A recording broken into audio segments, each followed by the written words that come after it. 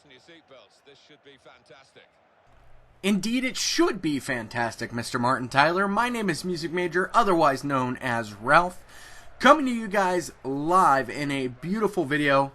I've been gone for 2 weeks. I told you guys this was coming, but luckily I'm back, guys. Happy to be back, happy to be in front of you today, talking a little bit of an op-ed piece today. I saw in my time away, there was an article on GameSpot.com that was discussing the fact that there will be places for console games compared to PC. And what I mean to elaborate on is that they say that there will always be a place for the console game in the marketplace. And I kind of wanted to elaborate on that. So, it's no secret, when I got into gaming, I would say probably 1996, 1997, PC gaming was quite weak. I could remember actually having our old HP, my neighbors having a compact. Nothing too flashy. It ran The Sims. Sims looked great for the time. It was just kind of fun.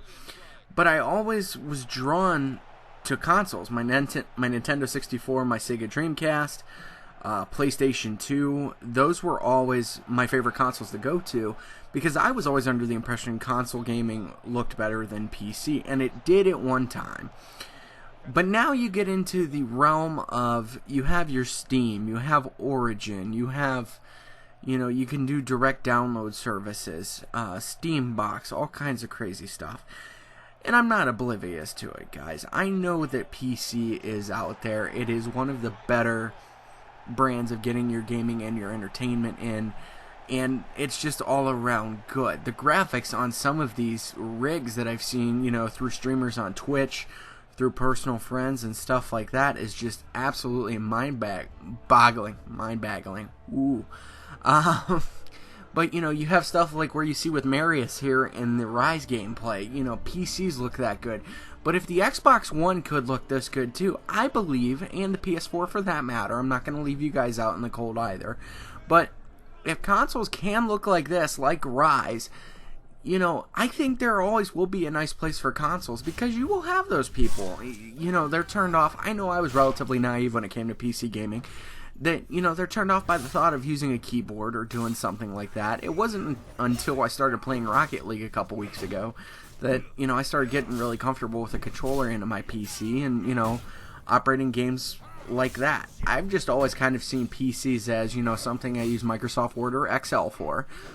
But it is now that I'm starting to get used to it. But I think the general consensus of people out there think like me because they associate Xbox, PS4, any video game system out there that you name as a living room activity. And that it brings people together. And I think of it that way. It's kind of like the New Age Monopoly or, board game, if you will. It's a tabletop game of sorts that brings everybody together. And I think that's where gaming on a console benefits a PC. I see if you game with a PC, you're gaming more alone. You're aiming to kind of escape. Not that you're not aiming to escape on a console, but a PC, I have my PC in my studio, in my room, as I've shown you guys. It's more of a solitary, isolated kind of thing that I do. But I have, how many systems in my house? 6, 7 between me and my roommate, and at least 3 of them are out in the living room so we could co-op game or something like that, and that's where I think you have the social aspect, and then I always think that there will be a market for console gaming. I'm not saying that console gaming, don't take this the wrong way, everybody out there, but I'm not saying console gaming is superior to PC. I know that's not true, but there will always be a place for it. I don't anticipate Steam or Origin or anybody like that taking the console gaming out of our lives. I think mobile gaming is kind of a joke.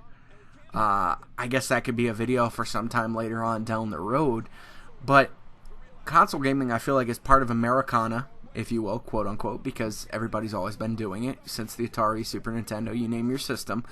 But the article struck me as interesting because I almost looked at myself and was like, why is this news? And some people out there, I just got into Steam recently with the upgrade of my computer from about a year ago now, if I could believe that.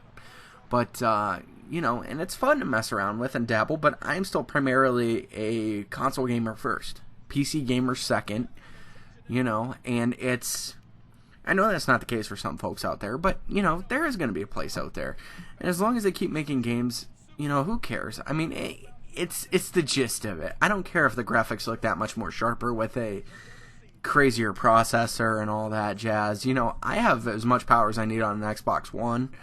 You know, and my PC, honestly, for what I have and for what I can afford to successfully live my life, my PC is probably not much better than an Xbox One. But let me know what you guys think. It was just kind of an interesting article that I caught wind of. I wish I could find it and get some actual quotes from it.